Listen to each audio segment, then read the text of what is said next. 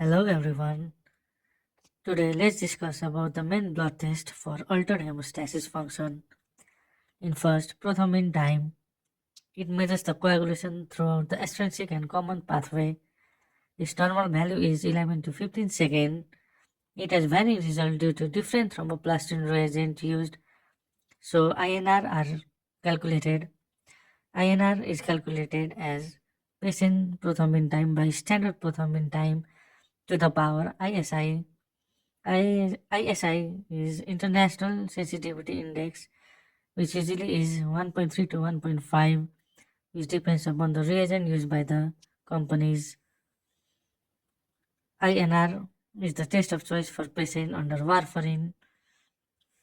As we know, warfarin inhibits vitamin K epoxide reductase complex 1, which decreases the vitamin K and reduces the synthesis of clotting factor, which are vitamin K dependent carboxylation of serine protease of the clotting factors, usually clotting factor 7 and 2 and 1. Hence, it usually affects the extrinsic coagulation pathway. In second, partial thromboplastin time or activated partial thromboplastin time. It measures the coagulation throughout the intrinsic and common pathway. Its normal value is 25 to 40 seconds. It is the test of choice for patient under heparin. As we know, heparin activates the antithrombin 3, which inactivates the thrombin and factor 10A and act as an anticoagulant. But low molecular weight heparin can only inactivate the factor 10A but cannot inactivate the thrombin.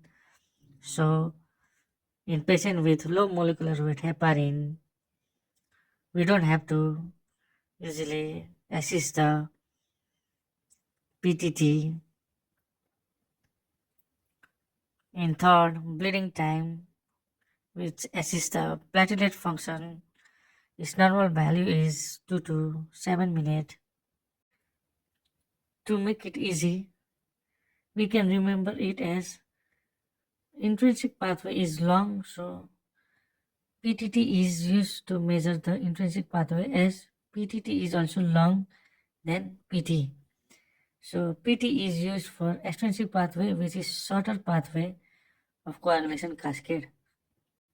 Now let's discuss about the coagulopathies. In first group, let's discuss about the disorder which mainly affect the platelet and hence alters the primary hemostasis. In first, thrombocytopenia. It is a condition in which platelet count is decreased and hence there is increase in bleeding time but normal PT and APTT. In second condition, von Willebrand disease. It is the most common hereditary coagulopathy where there is altered von Willebrand factor and hence increase in bleeding time but normal platelet count, normal PT and APTT. In patient using aspirin, as we know, aspirin causes decrease in thromboxane and we know that thromboxane helped in platelet aggregation.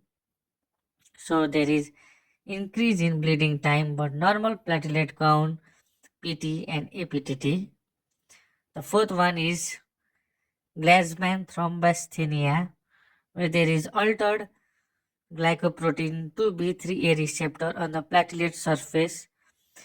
As we know, this receptor have the fibrinogen in the blood to bind in the platelet surface.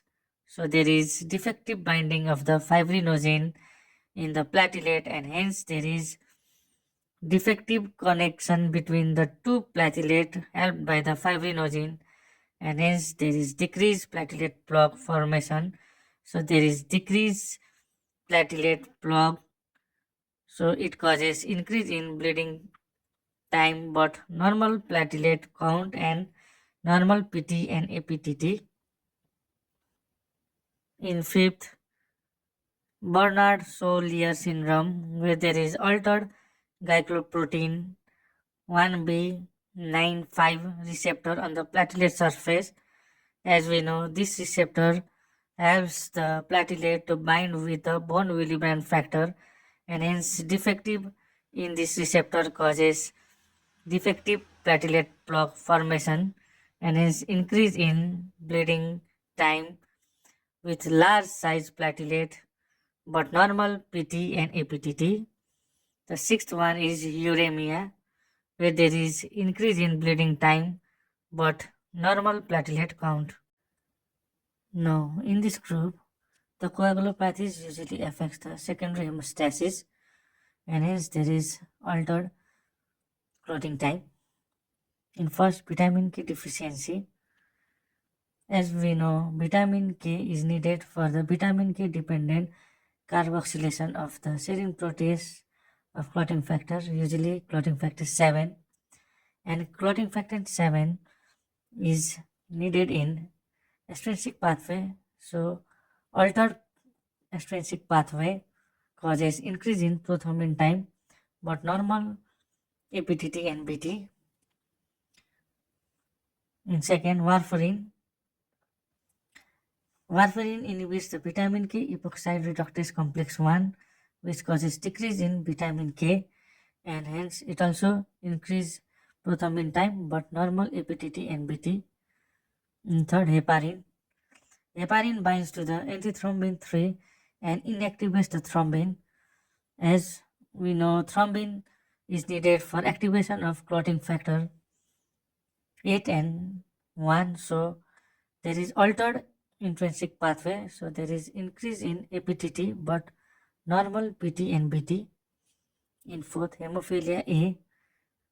It is a condition where clotting factor 8 is decreased, and we know that clotting factor 8 is needed in intrinsic pathway. So there is increase in APTT but normal PT and BT. Similarly, hemophilia B, where there is decrease in clotting factor 9, which also needed in intrinsic pathway. So there is increase in APTT but normal PT and BT. In sixth, there is liver failure, where in early stage only prothrombin time is increased, but in late stage all the three PT, APTT and BT are increased. In seventh, there is disseminated intravascular coagulation, where there is increase in BT, PT, APTT and also decrease in platelet count. Thank you very much.